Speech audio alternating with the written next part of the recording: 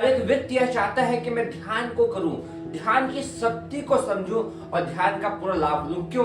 क्योंकि यदि आप भारत का इतिहास देखिए, भारत की ऋषियों की, मुनियों के, संतों के विज्ञान को समझिए, तो आपको यही देखने को मिलेगा कि सारा खेल ध्यान का ही रहा। वो ध्यान की गहराई में जा करके ब्रह्मांड से जुड़ने की शक्ति और सामर्थ्य पाते थे। इतना ही नहीं, यदि आप महाभारत काल में भी देखिए तो संजय जी ने पूरा लाइव वीडियो उस स्थल का देखा जहां महायुद्ध रचा गया।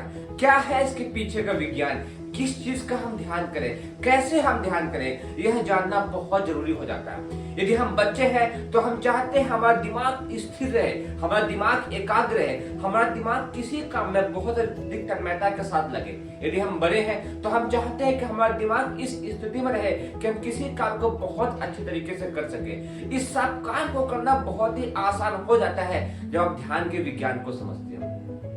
आज के समय में हम में से हर एक व्यक्ति ध्यान के महत्व को जानता है या फिर जानना चाहता है। तो आज मैं आपके बीच बहुत ही साइंटिफिक तरीके से ध्यान को समझाने वाला हूँ। यह होती है एक थैली जिसमें हम माले को रख करके ध्यान करते हैं। ध्यान में यह एक माले का इस्तेमाल किया जाता है जिसमें 108 दाने होते हैं। माला चंदन का, तुलसी का, रुद्राक्ष का, आप किसी का भी ले सकते हैं। आप ये देखिए, हमने ये चंदन का माला ले रखा है, इसमें 108 दाने हैं। यह होता है इसका शिखर का स्थान। यहीं से माला जपना स्टार्ट करते हैं। और जैसे आप गायत्री मंत्र जप रहे हैं, ओम भूर्भुवः स्वः तस्य वितुर्वरेण्यं भर्गो देवस्य धीमहि धियो यो नः प्रचोदयात्, ये आपका हो गए।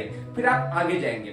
इस तरीके से 108 बार करने के बाद आप वापस यहीं पर आ जाएंगे और फिर प्रणाम करके फिर से आप वापस उसी रास्ते से शुरुआत कर देंगे। तो जितनी बार भी आप करना चाहते हैं, तो 3 माले, 8 माला, 11 माला, जितना भी आप करना चाहते हैं, इस माले के माध्यम से आप कर सकते हैं। इस थैली का इस्तेमाल इसलिए करते हैं कि यदि आप किसी ऐसी जगह पर हैं जहां बहुत भीड़ है, तो आप इस माले पर रख लेते हैं तो ये माला आपको दिखाई नहीं देता।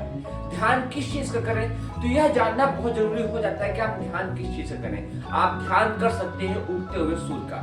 हालांकि ध्यान तो आप किसी भी भगवान का कर सकते हैं। हनुमान जी का करेंगे तो आपको शक्ति मिलेगी।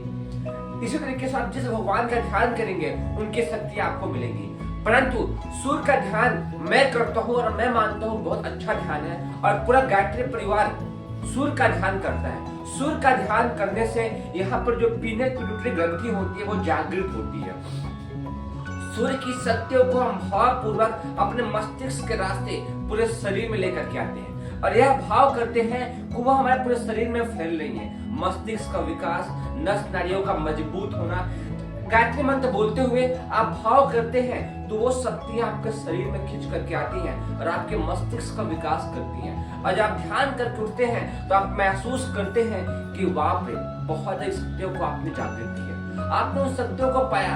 आपका मन स्थिर रहेगा, आपके दिमाग स्थिर रहेगी, एकाग्रता बढ़ेगी। अर्थात ध्यान आपको डेली करना चाहिए, सुबह और शाम जब भी मौका लगे करना चाहिए। ब्रह्म मुहूर्त का समय सबसे अच्छा होता है, परंतु ध्यान एक ऐसी क्रिया है कि जिस तरीके से खीर में जितनी शक्कर होगी उतना मिठास होगा, उसी तरीके से इस शरीर को जागृत करने के लिए, इस मस्तिष्क को मजबूत करने के लिए, इस शरीर को मजबूत बनाने के लिए जितना अधिक आप ध्यान करेंगे उतना अच्छा है। तो ध्यान आप जब भी कर सकते हैं करें। सूर्य का ध्यान करें, गायत्री मंत्र बोलते हुए ध्यान करें, तो वह शक्तियां आपको बहुत अधिक लाभ देंगी।